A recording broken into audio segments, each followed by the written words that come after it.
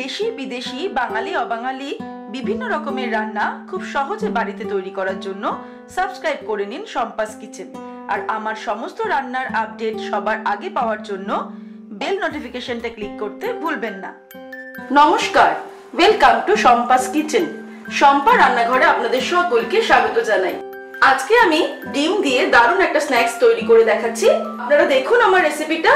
যদি ভালো লাগে অবশ্যই রেসিপিটাকে লাইক করবেন, শেয়ার করবেন। তাহলে চলুন ঝট করে আমরা তৈরি করে নিই ডিমের এই দারুণ স্ন্যাক্স।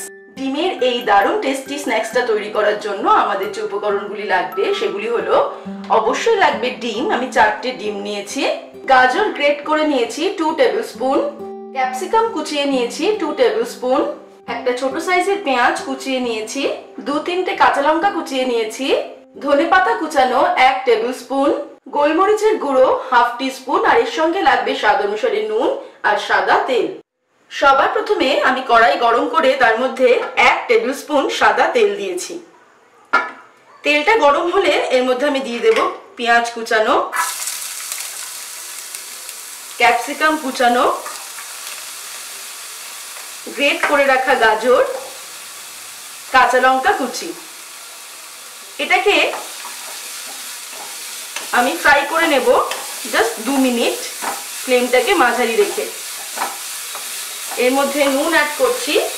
1/4 টিস্পুন আমি নুন অ্যাড করলাম। 2 মিনিট এটাকে আমি ফ্রাই করে নিলাম। এবারে আমি ওভেনটা বন্ধ করে দিচ্ছি। তারপর আমরা নেক্সট স্টেপের দিকে এগোবো। এবারে আমি একটা বড় বাটিতে 4টে ডিম ফাটিয়ে নিয়েছি। এর মধ্যে দিয়ে দেব ভেজে রাখা ভেজিটেবলস। ধনেপাতা কুচি দিয়ে দিচ্ছি। গোলমরিচের গুঁড়ো দিয়ে দিলাম। আরো 1/4 টিস্পুন আমি নুন দিলাম। নুন আর ঝালটা কিন্তু নিজেদের স্বাদ অনুসারে অ্যাড করতে হবে। এবারে আমি সমস্তটা ফেটিয়ে নিচ্ছি।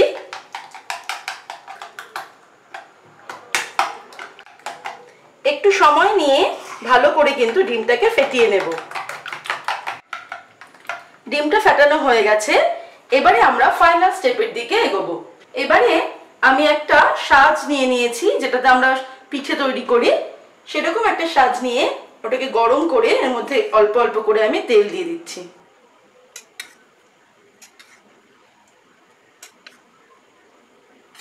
সবকটা সাজে আমি তেল দিয়ে দিলাম।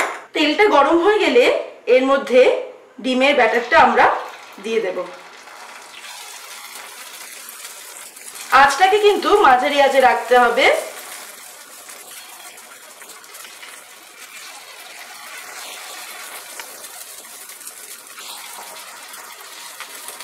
মাঝারি আঁচে রেখে এটাকে আমরা 30 সেকেন্ড মতো অপেক্ষা করব। 30 সেকেন্ড হয়ে গেলে আস্তে আস্তে এটাকে আমরা উল্টে দেব।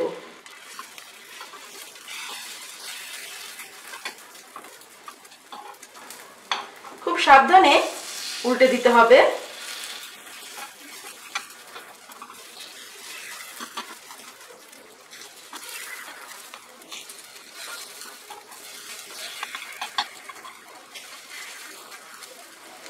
উল্টে দিয়ে আমরা আরো 30 সেকেন্ড এটাকে রান্না করব। 30 সেকেন্ড হয়ে গেলে এগুলোকে আমরা তুলে নেব। দেখতেই পাচ্ছেন খুব সুন্দর কিন্তু আমাদের স্ন্যাক্সটা রেডি। এটা কিন্তু ছোটরা খেতে খুবই ভালোবাসবে। বিশেষ করে এর শেপটার জন্য ছোটরা আরো বেশি পছন্দ করবে।